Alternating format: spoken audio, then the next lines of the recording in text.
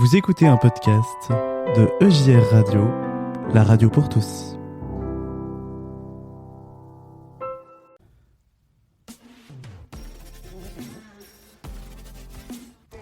Le grand témoin du mois sur EJR Radio.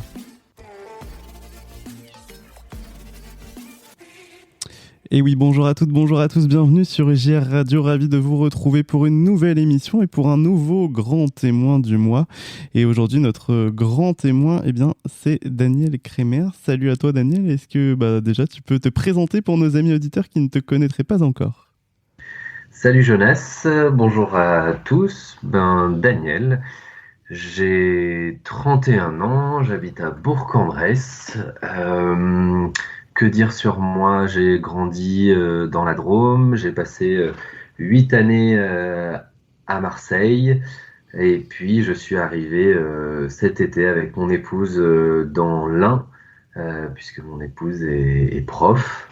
Elle enseigne l'allemand et le français. Et donc, le jeu de l'éducation nationale nous a envoyés jusqu'ici, dans cette belle région. Voilà, après un temps chouette à Marseille, où je travaillais notamment pour une association qui s'appelle Simon de Sirène, qui met en place des habitats partagés avec des personnes handicapées et des personnes valides.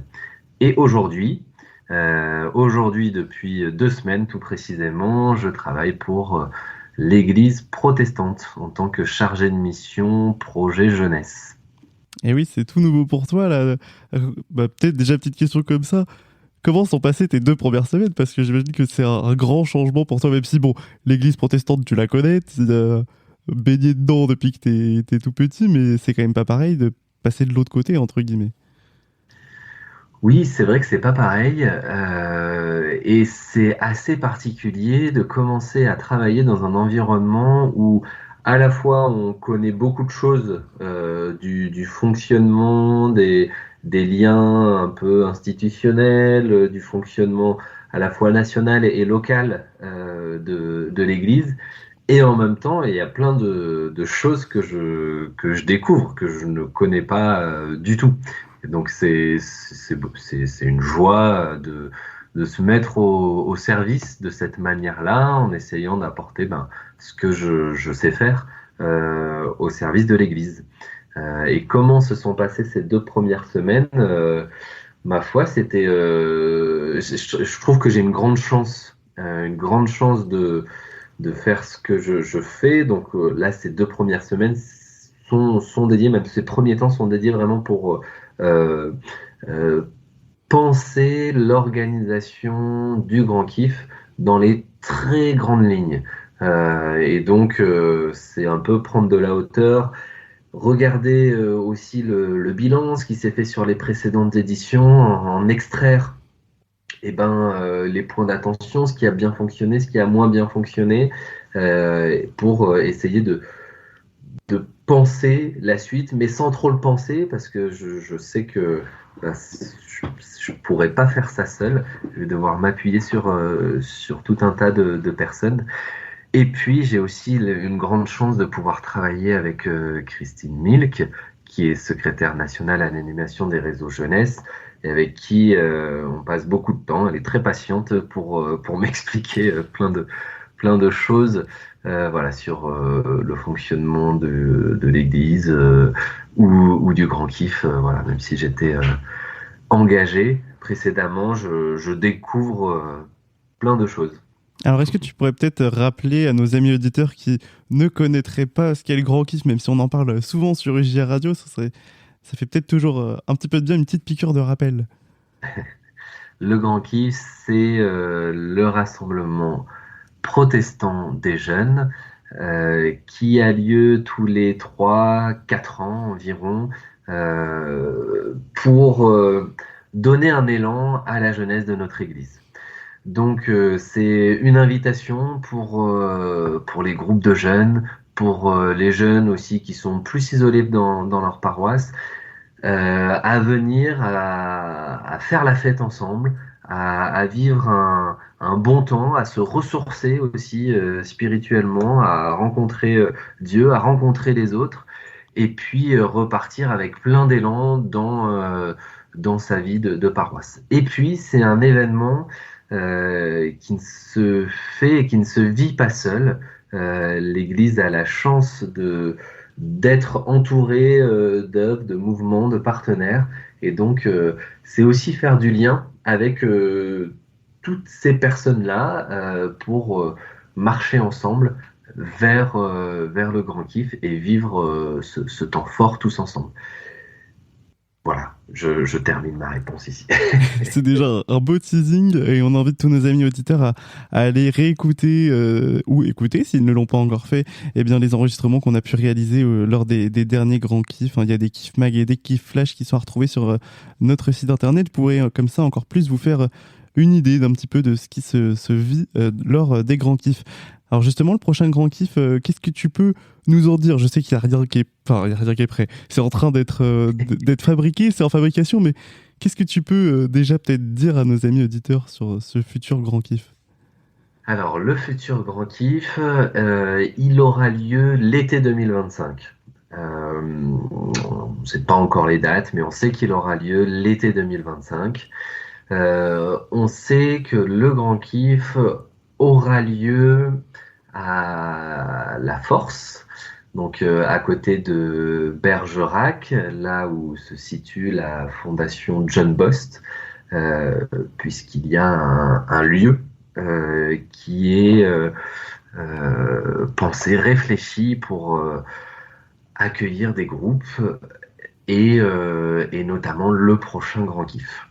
Donc voilà ce que je peux vous dire. Ce que je peux vous dire aussi, c'est que ça va être un temps fort. Ça va être un temps qui s'inscrit dans la lignée des 4 précédentes éditions. Voilà, ça se veut un temps de vie d'église ressourçant pour tout le monde. Eh ben, ça donne envie et j'espère que ça va donner envie à tous nos jeunes amis auditeurs qui ont l'âge d'aller vivre les grands kiffs en tant que kiffeur ou qu'alter kiffeur, puisqu'il y a les deux parties hein, dans ce grand kiff.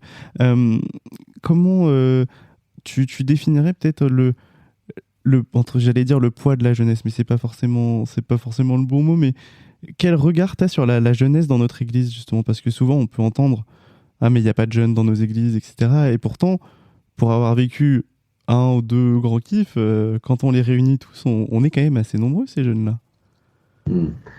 Quel regard je porte sur la jeunesse de notre église. Je dirais que la jeunesse de notre église, déjà, c'est pas évident de dire la jeunesse, qui sont les jeunes qui sont les jeunes. Je crois la tranche d'âge qu'on utilise communément dans notre église pour décrire les jeunes, ce sont les 15-20 ans. Donc c'est à la fois les étudiants, et enfin surtout les lycéens, les étudiants, les jeunes actifs, même s'ils commencent à être sur la tranche supérieure. Donc c'est ces personnes-là, c'est cette population à la fois engagée, diffuse, qui parfois vit une dynamique d'église forte dans son groupe de jeunes et qui parfois se sent très isolé parce que dans sa paroisse, il y a pas grand monde, ou autour de lui, dans le consistoire, dans la région, il y a pas grand monde. Voilà, donc quelque chose d'assez difforme. Ce que j'ai du mal à savoir, c'est est-ce que c'est une population issue d'un héritage protestant, de ce qui leur a été transmis, ou est-ce que c'est une population de jeunes qui revendiquent des convictions et voilà un attachement fort à leur foi. Et peut-être et certainement que c'est un mix de toutes ces populations-là. Voilà comment je vois la jeunesse de notre église. Et donc le but là, c'est À chaud.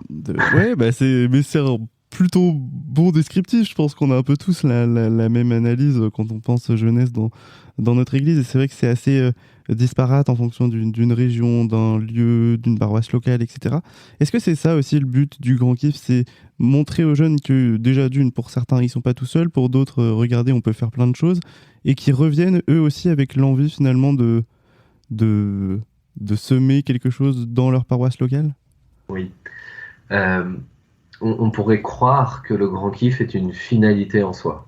Non, le grand kiff, c'est juste un bout du chemin. C'est une étape sur la route de ces jeunes qui vivent des choses en église et à l'extérieur de l'église. Et c'est une étape sur leur chemin de foi, leur chemin de vie, sur leur rencontre avec Jésus. Et il faut pas oublier que ces jeunes, ils sont aussi connectés à une réalité locale qui peut être plus ou moins dynamique et que le Grand Kiff est donc un outil pour servir ces dynamiques locales. Pour à la fois dans une paroisse qui se dit, ben nous, ça va être notre projet d'aller au Grand Kiff, de se mobiliser à travers ça, et puis de se relancer par la suite. Ou pour une région, ça peut être un point de convergence, le Grand Kiff. Ou peut-être aussi pour des jeunes isolés qui ont juste envie de rencontrer du monde et de vivre un grand événement avec d'autres personnes. Euh, donc, j'ai envie de dire presque le grand kiff, c'est une coquille vide et c'est vraiment les projets des personnes, quelles qu'elles soient, que ce soit par exemple le JRH Bio, que ce soit la région Nord-Normandie, que ce soit Yann et Lucie qui de leur côté ont envie de participer au grand kiff, bah, qui en font quelque chose, qui en font une réalité pour eux et de cette réalité ça devient un projet fort et structurant pour eux. Et finalement, est-ce qu'il n'y a pas aussi dans ton poste à toi en tant que chargé de mission projet jeunesse, il y a aussi une notion d'autre chose que le grand kiff derrière? Il y a d'autres projets aussi en idée? Alors, principalement, mes missions, aujourd'hui, en tous les cas, elles se focalisent sur le grand kiff. Et il y a une autre mission que j'accompagne et que je suis plus particulièrement, qui concerne justement le lieu où va avoir le Grand Kiff, ce lieu qui appartient à la fondation John Bost, sur la réflexion de que faire de ce beau site pour à la fois pour un grand kiff, mais pour des rassemblements de jeunes, pour des séminaires, pour des synodes, pour des camps, pour voilà, accueillir des familles de personnes qui vivent à la fondation et qui ont besoin d'être hébergées pendant un certain temps, pour accueillir des classes de découverte. Voilà, que faire de ce lieu-là? Donc c'est l'autre volet de mes missions pour l'Église. Euh, mais c'est vrai que le grand kiff, comme je le disais, c'est un outil au service de la jeunesse, mais c'est un outil au service des dynamiques dans les liens avec les œuvres, les mouvements autour de la jeunesse dans notre Église. Et donc, forcément, dans mes missions, il va y avoir aussi aller discuter peut-être avec EJR Radio et de savoir qu'est-ce qu'ils veulent faire peut-être autour du Grand Kiff.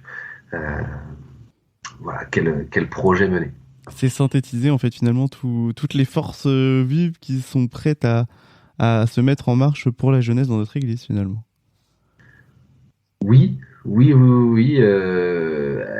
Ouais, je me pose toujours la question de savoir quelle est la finalité de nos actions.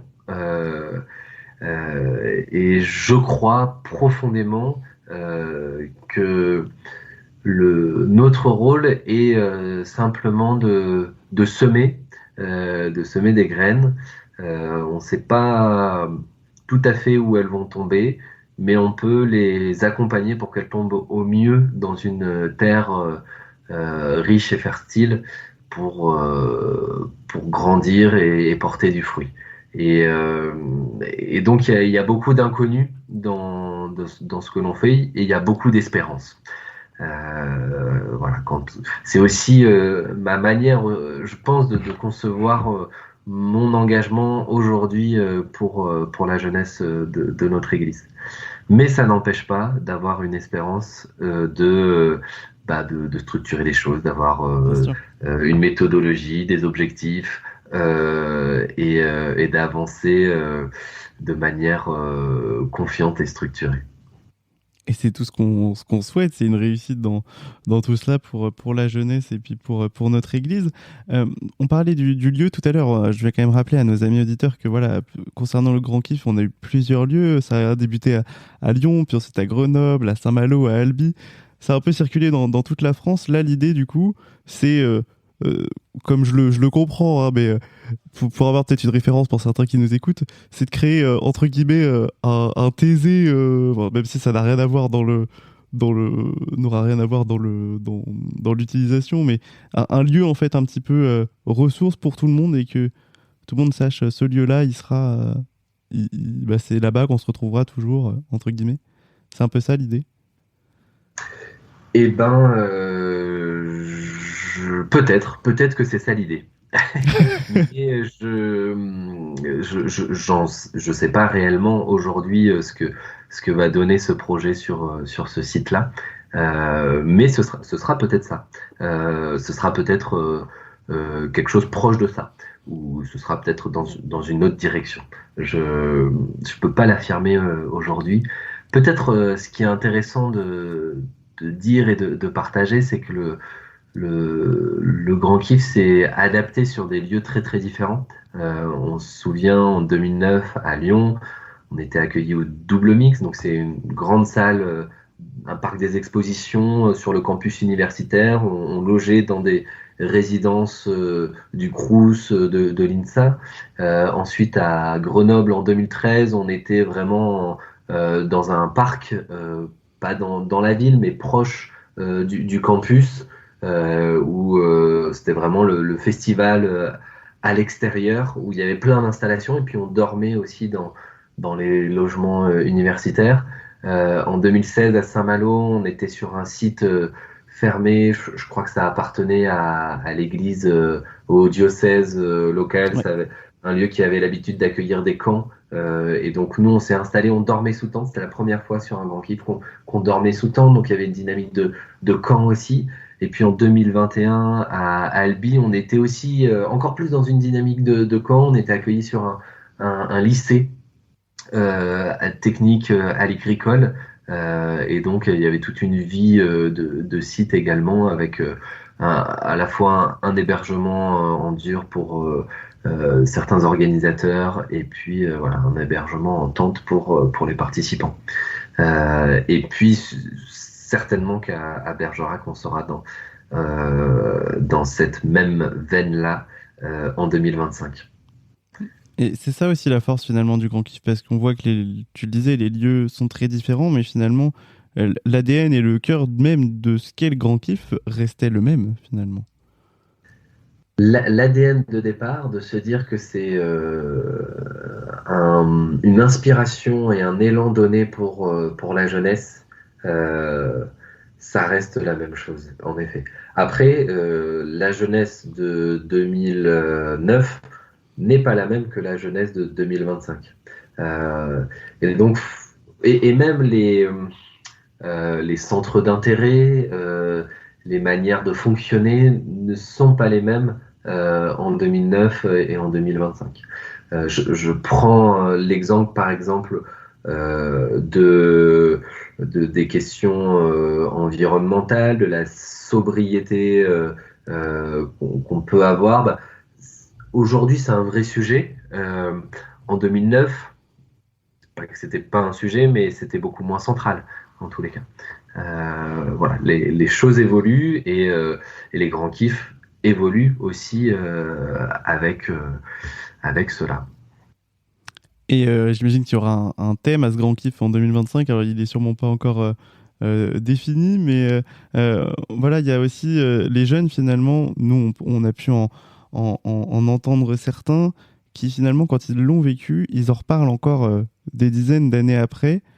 J'imagine que là, on se dit, finalement, on a semé la bonne chose au bon moment et c'est peut-être eux les meilleurs ambassadeurs du grand kiff, c'est ces jeunes qui l'ont déjà vécu. Ah bah ça, y a pas de doute là-dessus. Quand on vit quelque chose qui nous a donné de l'élan, qui nous porte, on a envie de le partager. C'est comme quand on est allé voir un bon film au cinéma, on a envie de dire qu'on a vu ce bon film et on veut le partager à nos proches. Je crois que pour un grand kiff, ou pour un grand événement, c'est la même chose. Euh, Lorsqu'on trouve une saveur qui nous est douce et agréable, on veut la partager. Et ben c'est tout ce qu'on invite nos amis qui ont vécu déjà des grands kiffs à venir le partager. Ils seront tous les bienvenus sur notre antenne de JR Radio. Pour terminer notre interview, qu'est-ce qu'on pourrait te souhaiter à toi et puis à l'Église pour vis-à-vis de tous ces projets? Eh ben, on peut nous souhaiter d'avancer avec joie, confiance, de de pas oublier ce pourquoi nous sommes tous au service et euh, et puis essayer de faire au mieux avec avec nos forces et nos fragilités. Eh ben, c'est tout ce qu'on peut vous souhaiter. Notre tradition à EJR Radio, c'est toujours de terminer en laissant la libre parole à notre invité. Là, si tu avais quelque chose à dire à nos amis auditeurs qui nous écoutent, qu'est-ce que tu aimerais leur dire? C'est la question la plus difficile souvent. Euh, En ce moment, il y a une chanson que j'écoute, que j'apprécie beaucoup, de Gaël Faye, sur son album Lundi Méchant. Je, je suis plus exactement sûr du titre de la chanson, mais j'imagine que tu pourras retrouver, Jonas. Euh, il y a ces phrases qui ressortent régulièrement, respire et espère. Et je me dis que c'est une belle parole à entendre pour chacun dans nos vies qui sont souvent chargées, denses, où il y a plein de choses, où il y a peut-être trop de choses. Respire, respire, prends une pause et puis espère, regarde vers demain. Le jour d'aujourd'hui est peut-être sombre, mais au-dessus des nuages, il y a le soleil. Et voilà, c'est ce que j'ai envie de partager à tout le monde aujourd'hui. Eh ben, merci pour ce magnifique partage. Moi, j'ai envie de te souhaiter bon courage à toi et à toute l'équipe qui est en train de nous concocter ces magnifiques projets et ce grand kiff. Et puis, on aura le plaisir de se retrouver avant le grand kiff et puis pendant le grand kiff 2025 sur EJR Radio avec grand plaisir. T'es vraiment le bienvenu sur nos ondes, tu le sais. Et puis, comme tous nos amis de l'Église protestante unie et puis tous les jeunes, voilà, je te lance un appel à tous les jeunes qui nous écoutent. Si vous voulez venir partager de ce que vous vivez, vous êtes tous les bienvenus. En tout cas, merci à toi, Daniel, de t'être arrêté à nos micros et bonne route, bon voyage, bon courage, travaillez bien parce que je sais que c'est beaucoup de travail. Et puis, on vous portera tous et toutes dans la prière, bien évidemment, pour nous concocter un magnifique grand kiff. Merci à toi. Merci Jonas, merci à tous et puis à très bientôt. Eh bien, à très bientôt et on va se quitter en écoutant cette musique que tu nous as lancée. Je vais essayer de trouver ça pour nos amis auditeurs. Comme ça, on se quittera avec cette chanson que tu nous as partagée. Merci à toi, Daniel. Merci Jonas.